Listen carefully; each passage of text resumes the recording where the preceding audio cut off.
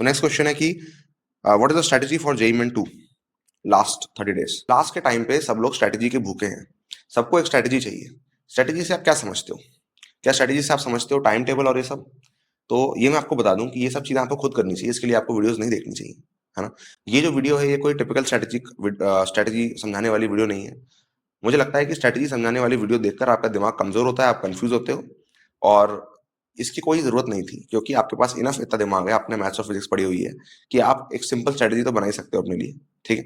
तो strategy is not something that you want to that you are seeking, actually you are seeking some guidelines कि कैसे आपको कुछ चीजों का ध्यान रखते हुए अपनी स्ट्रेटजी बिल्ड करनी है।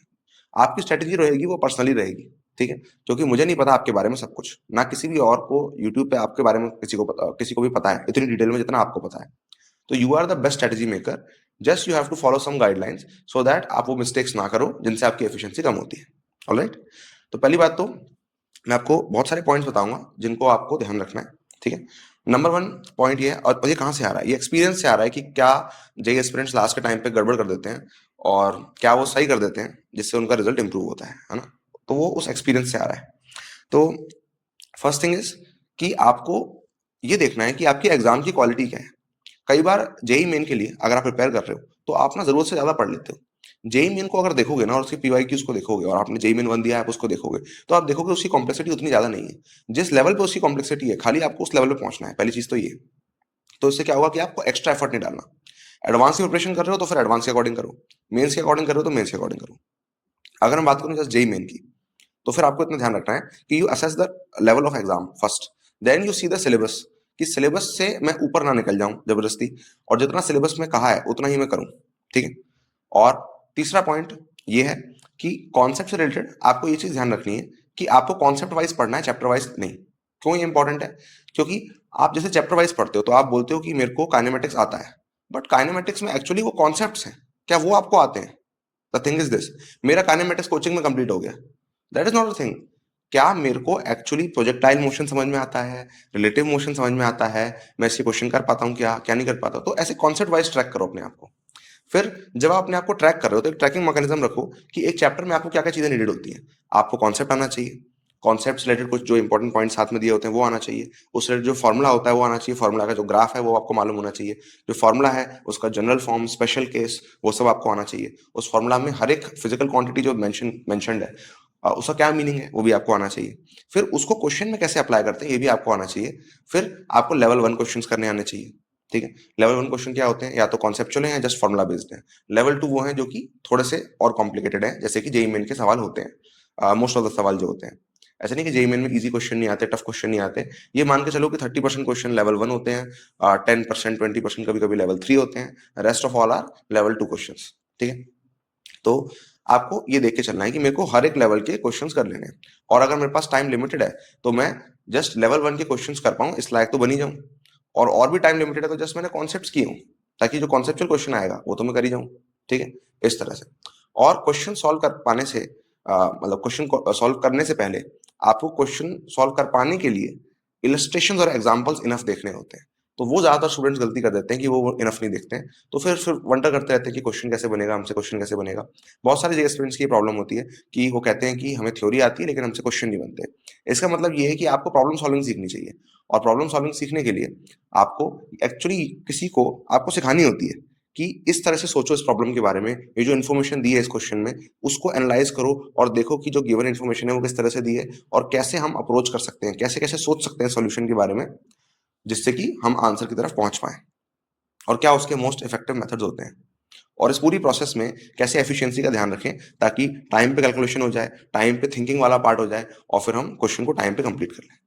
तो ये चीज अगर आपको सीखनी है मुझसे, देन आप सीख सकते हो प्रॉब्लम सॉल्विंग प्रोग्राम में।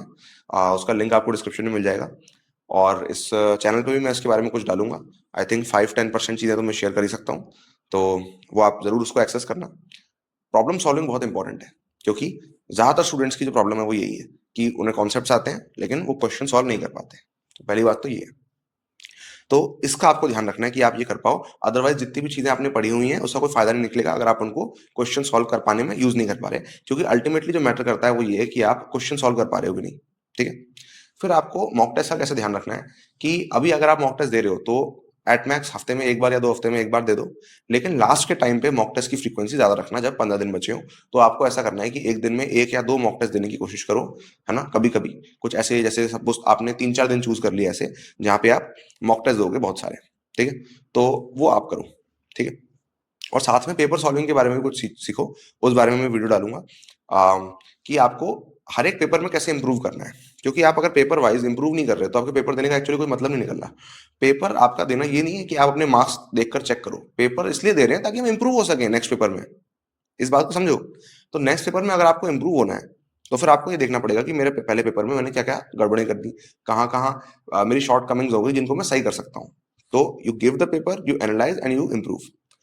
इसकी साइकिल के बाद ऐसा होता है कि आप हर एक पेपर में इम्प्रूव हो रहे होते हो। फिर साथ में लास्ट में सबसे इंपॉर्टेंट गाइडलाइन ये है कि रिवीजन को आप लास्ट के टाइम पे मत टालो, रिवीजन को कंटिन्यूअस रखो, क्योंकि जो भी आपने पढ़ा है उसका कोई मतलब नहीं निकलेगा अगर आप उसको भूल जाते हो तो। तो आपको बस इतना समझना है कि मैंने कॉन्सेप्ट समझे, मैं उनको क्वेश्चंस में अप्लाई कर पाऊँ, उसको करने के लिए मैं इलस्ट्रेशन सीखूँगा या फिर क्वेश्चन के सॉल्यूशन से सीखूँगा जो भी मुझसे नहीं बने हैं, ठीक है? और जो भी मैंने इसके थ्रू सीखा है, थ्योरी के थ्रू, क्वेश्चंस के थ्रू, उसे मैं भूलने नहीं दूँगा। तो उसकी मैं कंटिन्यूअस साइकिल रखूँगा। उसके लिए आप वो जो रिवीजन वाली वीडियो मेरी वो देख सकते हो। तो ये चीज़ आपने इंश्योर करी। फिर ये सब चीज़ें जो भी मेरी प्रिपरेशन में हैं, इनको मैं अपने माइंड में सेव कर पाऊँ। 100 चैप्टर हैं, 100 के 100 चैप्टर्स को अपने माइंड में अरेंज कर पाऊँ। इस पे आपको काम करना है। फिर मैं पेपर में इसको अप्लाई कर पाऊँ। पेपर सॉल्विंग स्ट्रैटेजी मेरी सही हो, जिसके बारे में मैं अभी बात नहीं कर रहा, इट्स अ लॉन्ग टॉपिक, तो वो दूसरी वीडियोज़ में आपको मिल जाएगा।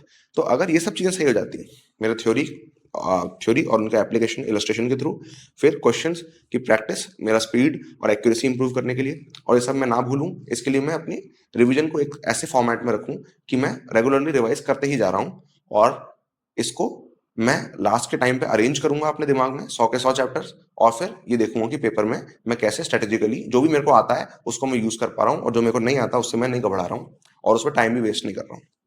तो दैट इज पेपर सॉल्विंग। ये मैंने आपको बहुत सिंपलिस्टिकली बता दिया, बट डिटेल में आप देखना चाहो तो वीडियोस देख सकते हो, और ज़्यादा डिटेल में और नेक्स्ट लेवल पे करना चाहो तो आप उसके लिए प्रोग्राम्स ज्वाइन कर सकते हो। प्रोग्राम्स इस तरह से हैं: mentorship program, revision program, problem solving program, paper solving program. नाम में ही लिखा है कि ये प्रोग्राम किसके लिए है। प्रॉब्लम सॉल्विंग आपको प्रॉब्लम सॉल्विंग सिखाने के लिए, रिवीजन आपका रिवीजन इंश्योर करने के लिए। और इसमें वो टिपिकल चीज़ें नहीं है कि आप जो सोच रहे हो ना, इन किसी भी प्रोग्राम में वो टिपिकल चीज़ें नहीं है जो कि आप सोच रहे हो।